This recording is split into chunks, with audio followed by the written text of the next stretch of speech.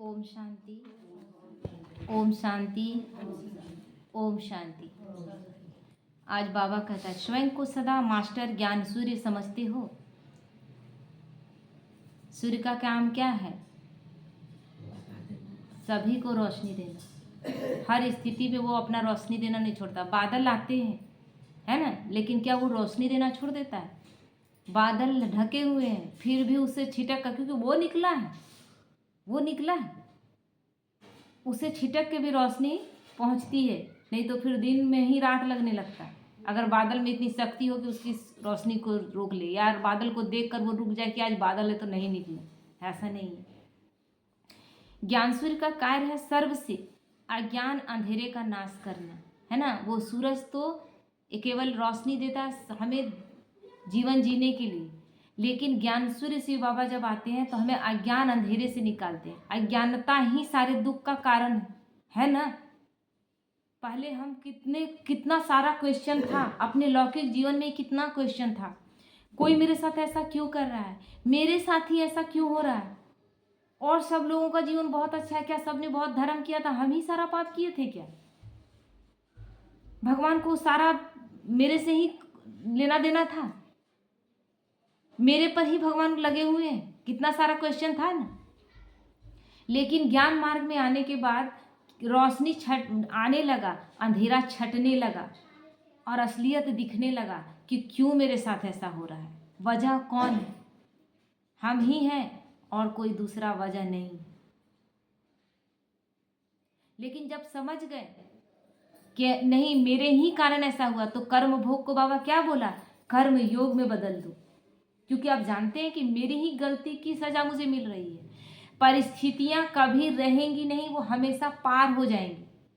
तूफान सदा काल के लिए तो रहता नहीं, लेकिन उस तूफान में आप किस कंडीशन में उसको पार किए, उस समय को, वही मार्क्स आपके लिए दिखाता है कि आपका मार्क्स क्या है। अगर आप रोकर, तकलीफ सहकर, आप तकलीफ दिखाकर, आप परेशान होकर अपने शरीर को दुखी करके और पार करते हैं, उस पार करने को क्या कहेंगे? मार्क्स कहेंगे क्या कि मिला? कहेंगे? दौड़ है और दौड़ में सभी दौड़ रहे हैं पूरे स्पीड में, किसी को चोट लग गया है ना, या कोई बोला कि हमको बस छूना है ना, तो बीच में कोई जरा सा बाधा आया, रुक रुक के गया, विनिंग लाइन तक पहुंच गया, लेकिन उसको विनर कहा जाएगा क्या? इसलिए हम जिस लड़ाई को लड़ रहे हैं वो लड़ाई किसी दूसरे से नहीं है, किसी मनुष्य आत्मा से नहीं है। ये लड़ाई हमारे खुद के अपने अंदर के विकार से है। भय भी बहुत बड़ा विकार है, अपने आप को दुखी करना भी बहुत बड़ा विकार है। इसलिए हमें समाधान ढूंढना है, न कि हम उस समस्या में फंस जाए। कहानी में बहुत कुछ समझाने के लिए था। अर्जुन है जो उस चक्रव्यूह में केवल सुनने से, खाली एक बोल देने से नहीं होगा। अर्जुन चक्रव्यूह में जाता है लेकिन चक्रव्यूह से निकल आता है ना। यह अर्जुन की क्वालिटी है। लेकिन अभिमन्यु चक्रव्यूह के अंदर जानता है, लेकिन बाहर निकलने का उसको गुण नहीं पता। यही सब क्यों है ऐसा? क्योंकि ज्ञान ले सब कोई रहे, लेकिन प्रैक्टिकली जीवन में सभी ज्ञान अर्जन नहीं कर रहे अर्जुन के समान। ज्ञान को प्रैक्टिकली जीवन में धारण करके उसको यूज करेंगे, धारणा स्वरूप बनेंगे, तब उस परिस्थिति से निकलने के लिए आप क्या करेंगे? घुसेंगे जरूर उस समस्या में, लेकिन वो समस्या स्वरूप आप नहीं बनेंगे, उस समस्या से आप निकल जाएंगे। लेकिन जब उस समस्या में हम फंस जाते हैं, कैसे मेरे साथ ऐसा क्यों हो रहा है, ये अब माया का खेल के अंदर आप उस चक्रव्यूह में आप खुद फंस गए अभिमन्यु की तरह। और अभिमन्यु का क्या हुआ? मार डाला गया ना। अभिमन्यु कितना भी वीर रहा, लेकिन अगर नहीं जानता था कि समस्या के अंदर से हमको उस चक्रव्यूह से निकलना आता ही नहीं, तो नहीं घुसना था। इसलिए यहां भी है कि जब हम नहीं घुस पा रहे हैं, नहीं जान रहे हैं, तो राय मशवरा लें, और राय मशवरा लेकर भी हम अगर गलत कर रहे हैं तो फिर इसमें भगवान का गलती नहीं।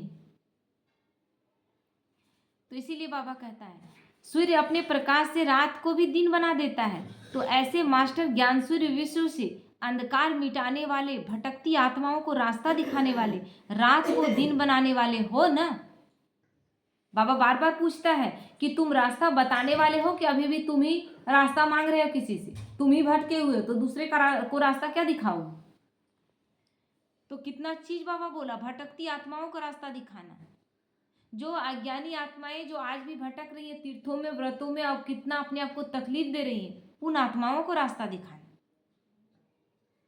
जो कितने सारे गलत रास्ते में जा रहे हैं कि कहीं से हमको अच्छा हो जाए मेरा, उन सबको रास्ता दिखाना। लेकिन ये कब होगा, जब हम प्रैक्टिकली ज्ञान को यूज करके खुद समस्या से निकलने का साधन सीख जाएंगे। जब हम सीख जाएंगे कि इस ज्ञान से हमको ऐसे निकलना है इस समस्याओं से, तब हम दूसरे के लिए रास्ता बनेंगे। जब हम ही उस अंधेरे में फंसे हैं तो हम दूसरे को कैसे निकालेंगे। तो अपना यह कार्य सदा याद रहता है। जैसे लौकिक ऑक्यूपेशन भुलाने से भी नहीं भूलता, वह तो है एक जन्म का विनाशी कार्य, विनाशी कर्तव्य। यह है सदा का ऑक्यूपेशन। हम मास्टर ज्ञान सूर्य हैं, तो सदा अपना यह अविनाशी ऑक्यूपेशन या ड्यूटी समझ अंधकार मिटाकर रोशनी लानी है। ये हमारा सबसे बड़ा कर्तव्य है कि हम अंधकार में, भगवान हमें सोचते हैं कि 800 करोड़ आत्माओं में केवल हम ही विशेष आत्माओं को चुना गया है।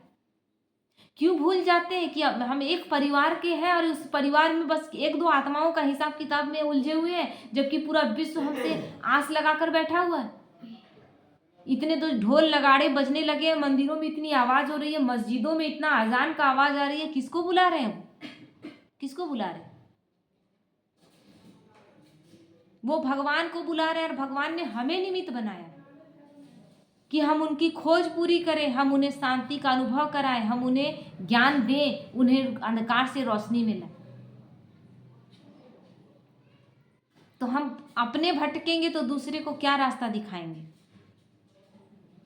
सबसे पहले तो जब हम जानते हैं कि मेरा हिसाब किताब कितना कड़ा होता है, इस चीज को समझिए कि कितना आपके साथ हिसाब किताब कड़ा है, कि कोई बाहर का है उसको आप अपने घर लाते हैं और वो हिसाब किताब लेने लगता है, यानी आपका हिसाब किताब कितना कड़ा है। जिसको ना आप लाए इस दुनिया में, है ना ही आप उसको कोई रिश्ते में बना कर लाए, वो आता है आपके जीवन में और बहुत बड़ा हिसाब किताब खड़ा कर देता है, यानी उससे हिसाब किताब कितना गहरा है। तो उससे मेरा हिसाब किताब और बढ़ता जाएगा जब तक हम उसको रिश्ते पर में देखेंगे। ये हिसाब किताब और बढ़ेगा और दर्द लाएगा। और फिर भगवान यहाँ कहीं दोषी नहीं है, भगवान तो ज्ञान ही क्लियर कर दिया है कि बच्चे तुम मेरा हाथ पकड़ो। और आज भी हम उन आत्माओं का आश्रय लिए हुए जो खुद आश्रय जिनका है ही नहीं। हमें हर किसी का आसरा बनना है, हर किसी का सहारा बनना है, हमें आश्रय देना है भगवान की छत्र छाया में, न कि हमें किसी से सहारा ढूंढना है। जब तक सहारे ढूंढेंगे तब तक बाबा आधारों को छीनता जाएगा। छोड़ दे, सारा आधार एक परमात्मा को बनाए।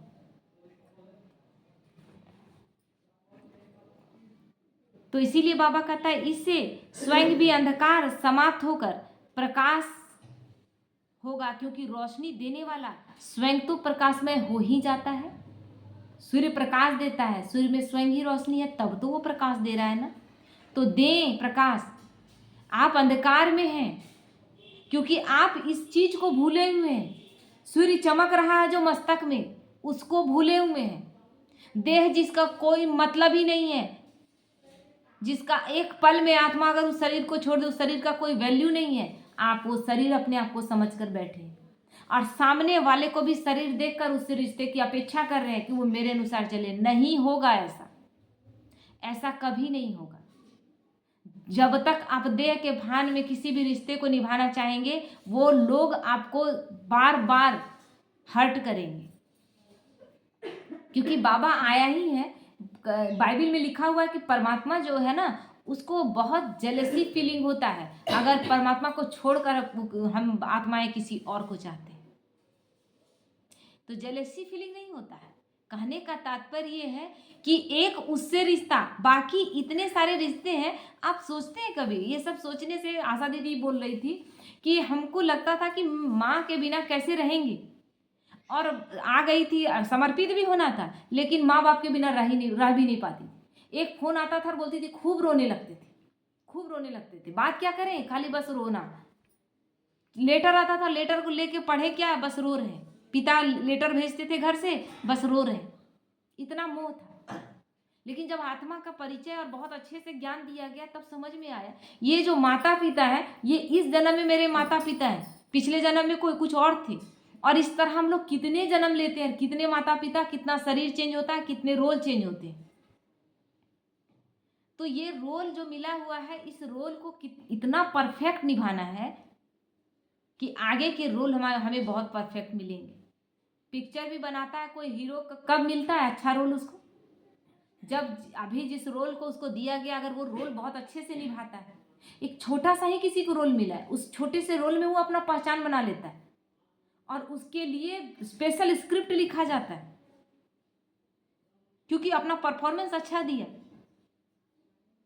लेकिन हम तो भगवान के बच्चे ऑलराउंडर पार्टधारी हैं, है ना। हम सतयुग से आने वाले बच्चे हैं, हमारा परफॉर्मेंस हीरो हीरोइन का है और हम क्या बने हुए हैं, साइड से भी साइड हीरो हीरोइन का दिख रहा है। तो इसलिए बाबा कहता है तो यह कार्य सदा याद रखो और अपने आप को रोज चेक करो कि मैं मास्टर ज्ञान सूर्य प्रकाशमय हूं, मैं आत्मिक स्वरूप में स्थित होकर दूसरों को राह दिखाने वाला, रोशनी देने वाला हूं, कि मैं खुद ही अंधकार में भटक रहा हूं।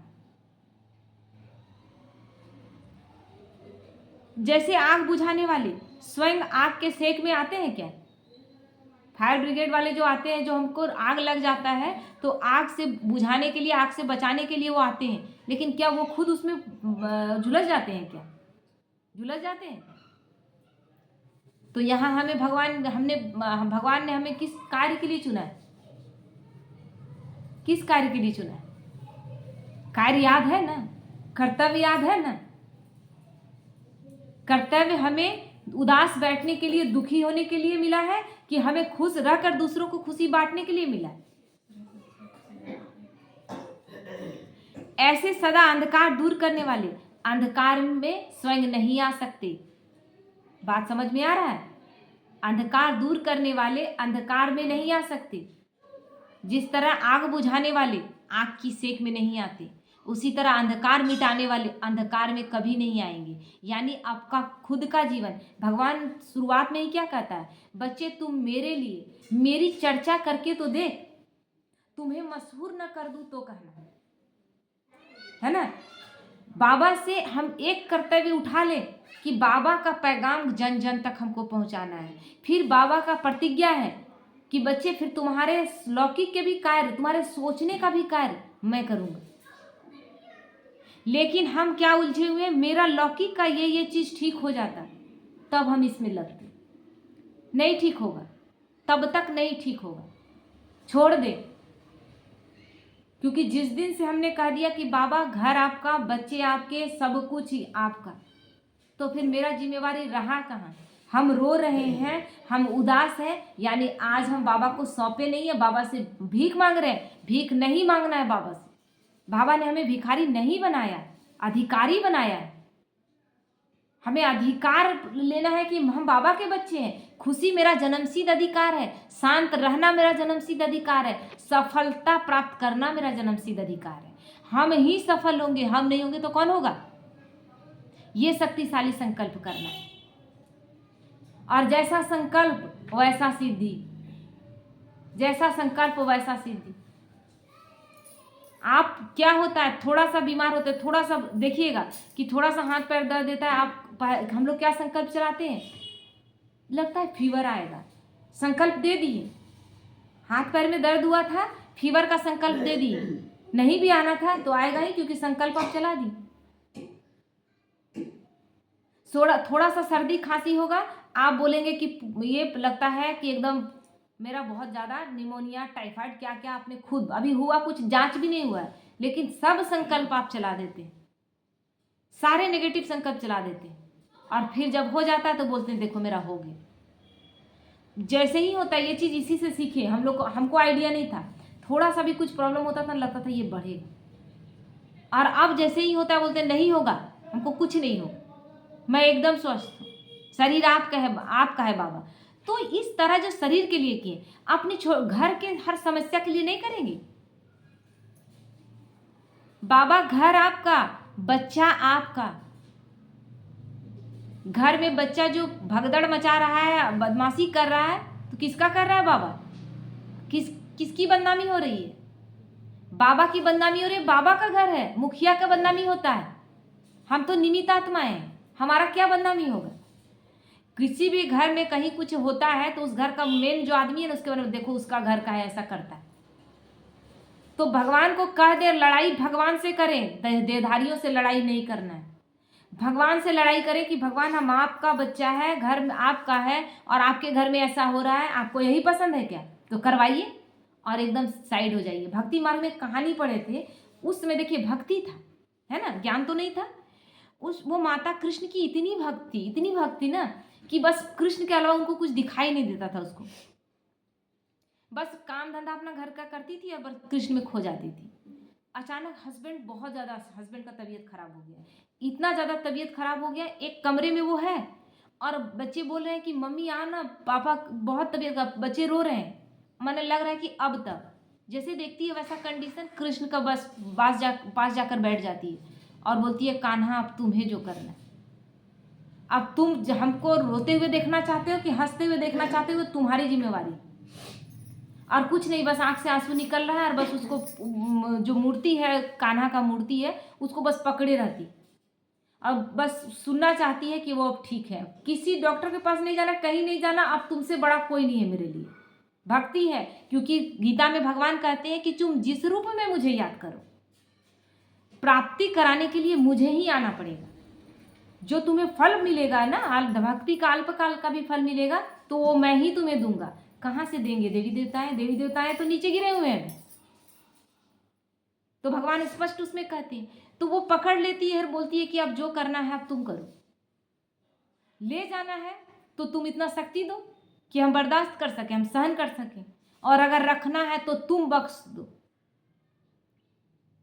और तब अचानक से एक बच्चा, फिर उसका बेटी आवाज देती है कि मम्मी पापा का हालत सुधर रहा है। तो इतना विश्वास भक्ति में था, है ना। और ये तो हम ज्ञान मार्ग में हम, जब भगवान कह रहा है कि मैं हर पल तुम्हारे साथ हूँ, बच्चे एक बार तो मुझे बुला तो सही, एक बार मुझे आवाज तो दो।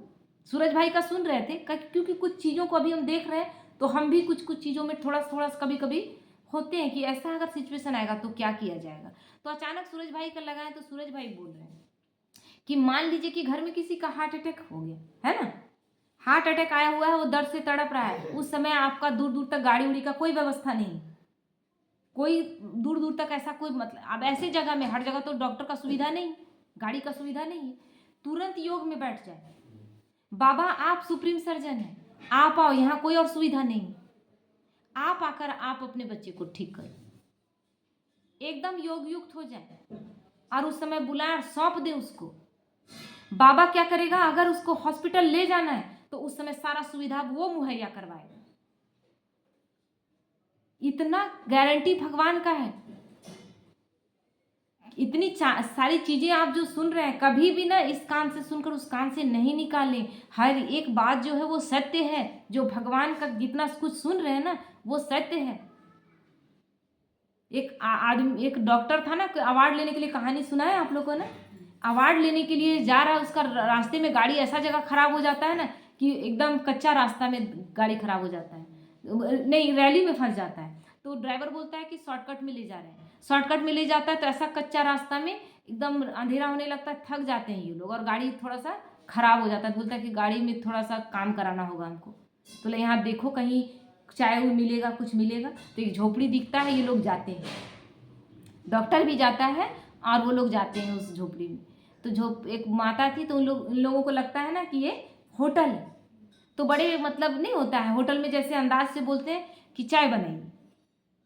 अब वो होटल तो है नहीं, वो तो घर है छोटा सा। तो वो क्या करते हैं, चाय लेकर आती है, वो बना करके चाय देती है। तो वो बोलता है कि जब पैसा देने लगती है तो, नहीं बाबू हम दुकान थोड़ी ना है, होटल थोड़ी ना है, आप आए मेरे घर मेहमान बन के तो हम चाय दे दिए। तो तब डॉक्टर को लगता है कि अरे घर है। तो उस चाय बना रही थी, उस समय देखी कि एक बच्चा पड़ा हुआ है बिस्तर में, ऐसे ही जमीन पर।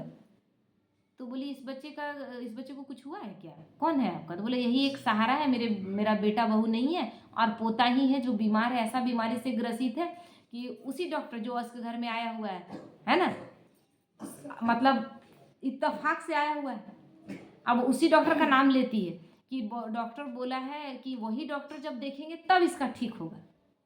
अब मेरे पास इतना पैसा कहाँ, तो हम बांके बिहारी को सौंप दिए कि बिहारी अगर ठीक करना है मेरे इस बच्चे को तो लाओ उसको, उसका तुम ही व्यवस्था करो, मेरे पास तो कोई साधन नहीं। तो वो डॉक्टर देखने लगता है, सोचता है कि ऐसा भी होता है, क्योंकि वही डॉक्टर है, महसूस कर रहा है ना। वो डॉक्टर का आंख में आंसू आ गया कि ऐसा भी होता है।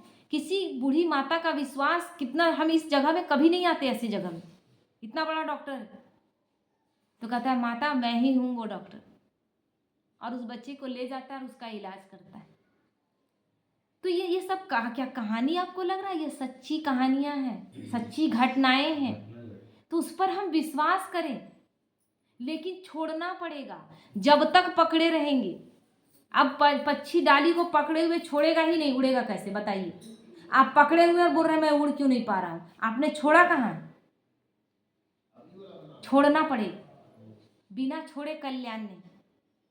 इसलिए सबसे पहले छोड़े और उसको सौंप दे। और वो ठीक नहीं करेगा, ऐसा हो सकता है क्या? वो जब कल्याण करने आया है तो अकल्याण होने देगा।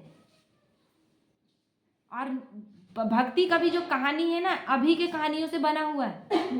ब्राह्मण जीवन में हमारे निश्चय बुद्धि का, हमारे कर्मों का ही कहानी बना हुआ है।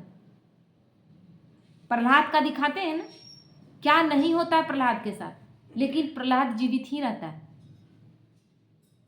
प्रहलाद के लिए भगवान को आना पड़ता है। ये अभी की कहानी। इतना निश्चय बुद्धि हो जाए कि मेरे साथ भगवान है। बाबा हम क्या किए हैं, कौन सा हम ऐसा कर्म किए, हम तो नहीं जानते बाबा, हमको याद नहीं, लेकिन अब इस कर्म भोग से मुझे मुक्त करो।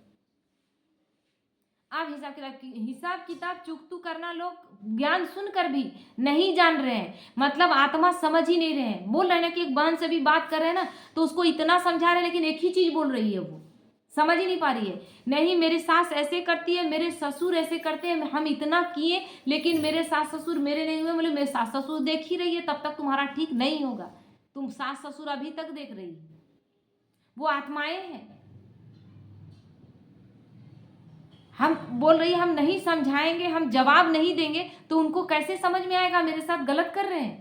उन लोग को जब तक जवाब नहीं देंगे तब तक वो कैसे समझेंगे? तुम अपना हिसाब किताब और बढ़ाते जा रही है, क्योंकि वो आत्माएं हैं, उनसे जितना उलझेंगे उतना मेरा हिसाब किताब और बढ़ता जाएगा। और हिसाब किताब बढ़ने का मतलब है कि और संकल्प इतने नेगेटिव चलाती है आत्माएं, इतना रोज योग लगा के पावरफुल योग लगता है, और संकल्प इतना कठिन, इतना बुरा संकल्प की क्या नहीं यही होगा, ये मेरा, हम तो क्लियर करते हैं यही होगा। हम बोले तब तो यही होगा। बुरा संकल्प चला रहे हैं कि यही होगा, तब यही होगा, और हम क्या बोल रहे हैं? तो हम मेरा फिर बोलने का तो कोई मतलब ही नहीं।